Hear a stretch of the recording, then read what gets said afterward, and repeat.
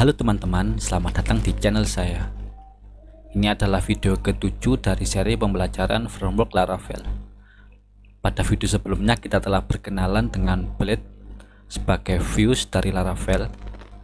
Blade ini memiliki fungsi-fungsi yang umum ada di PHP seperti looping, kemudian conditional if else, echo ini menggunakan perintah seperti ini. Itu yang perintah-perintah yang sering kita pakai di Laravel sebagai penampilnya atau viewsnya. Nah, pada video ini kita akan coba membuat sebuah template. Jadi Blade ini juga mendukung templating yang memudahkan kita memanage file. Kita bisa memisahkan sebuah template induk. Misalkan kita buat di sini sebagai master. Kemudian dalam master ini kita buat app.blade.php. Nah, dalam app.blade.php ini ada navbar blade.php, kemudian ada footer blade.php. App ini akan dijadikan template utama yang itu nanti akan dipanggil atau di extend ya ke template lain. Jadi kita copy HTML nya ini di Blade ini, di app maksudnya. Dan di sini kita pecah. Jadi ini akan menjadi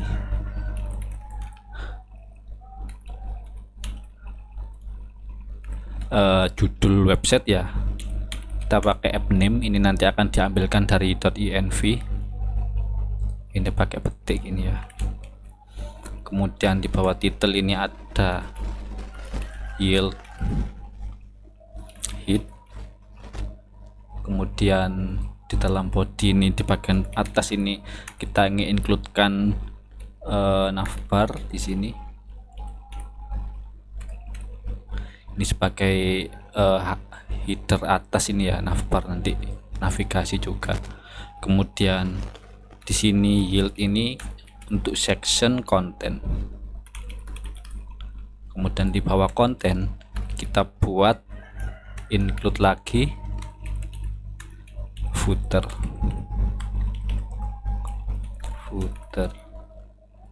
Kemudian di bawah footer kita buat yield untuk section footer. Jadi yang ini footer itu untuk menginclude template footer ini nanti. Kemudian yield footer yang bawah ini itu sebagai section ketika kita menambahkan tag JavaScript dari template turunannya nanti. Yang hit ini yang hit ini kebalikan dari footer ini. Jadi nanti ini untuk tambahan misalkan CSS atau JavaScript yang ditaruh di dalam tag hit ini. Oke. Dari master ini kita pecah, misalkan untuk tampilan products misalkan ya. Dalam tampilan produk ini dia memiliki indeks ini untuk tampilan utama dari master products maksudnya. Jadi di sini kita tinggal extends dari master.app ini. Jadi dia akan otomatis mempunyai view yang nanti mengextend dari sini. Kemudian kalau kita ubah di controllernya, product controller ini ya, kita arahkan dia ke product.index gini, products s ya, index seperti ini. Nah, dia ngarah ke sini. Oke, ini simple saja. Buat kayak gini dulu, buat contoh awal ya. Misalkan kita buat ULLI haling, dan di sini menu satu gini.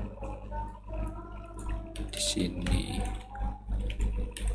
menu 2, menu 3 gini ya. Kemudian oh ini salah, ini harusnya di navbar sini ya. Kemudian footernya ini cuma div, kemudian span, ini footer gini aja. Ini footer. Kemudian di sini, nah ini kan udah. Oh ya, ini harus memanggil include, ini harus memanggil lengkap ya. Jadi foldernya juga. Jadi master navbar, nah ini bisa langsung nyambung ya. Kemudian footer ini juga footer. Nah ini nyambung ke sini. Kemudian dari app ini sudah ya, berarti langsung di indeks ini. Ini kita buat section, kita isi sectionnya. Section, nah ini section and section gini langsung. Kemudian namanya apa? Konten misalkan. Kemudian di dalam konten ini kita buat kayak kontainer gitu. Kemudian isinya adalah H1. Ini indeks produk. Ini products. Kalau kita buka sekarang, misalkan apa tadi yang mengarah ke produk. Produk diubah aja ya, produk. Ini ngarah ke sini, nggak pakai parameter, nggak usah ngirim parameter. Kalau kita buka di sini products, nah dia ngarah ke halaman produk index tadi. Produk index dia sudah menginclude dari app. Dia sudah extend dari master.app tadi itu ya. Kemudian di master itu udah include navbar sama footernya. Jadi ini sudah menampilkan HTML secara utuh dengan templating. Kalau kita buat view lagi, misalkan untuk misalkan ini produk ya, kemudian di sini ada misalkan kita buat lagi transaction gitu. Kemudian di transaction ada index.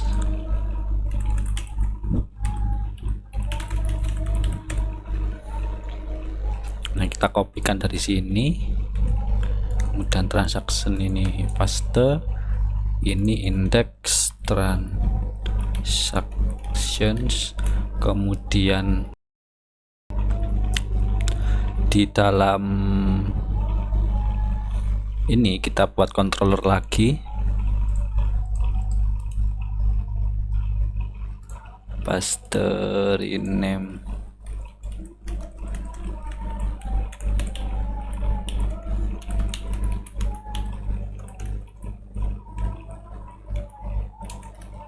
transaction controller dan disimpan ya. Kemudian di web, di rootnya ini kita arahkan transaction ke dalam transaction controller. Transaction controller index. Nah dia ngarah ke transactions index. Ini pakai S. Nah ini ya. Kalau kita buka di sini transaction,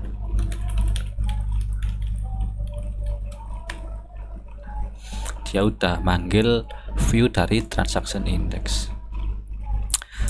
Jadi dengan templating seperti ini kita tidak perlu menuliskan HTML-nya secara lengkap. Kita bisa langsung mengatur manajemennya menggunakan ini tadi, master tadi.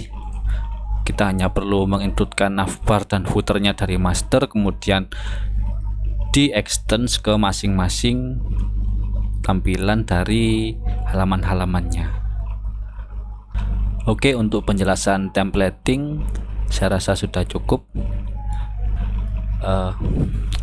Pada materi selanjutnya kita akan coba menambahkan CSS framework ya, kayak Bootstrap atau Tailwind mungkin, sebagai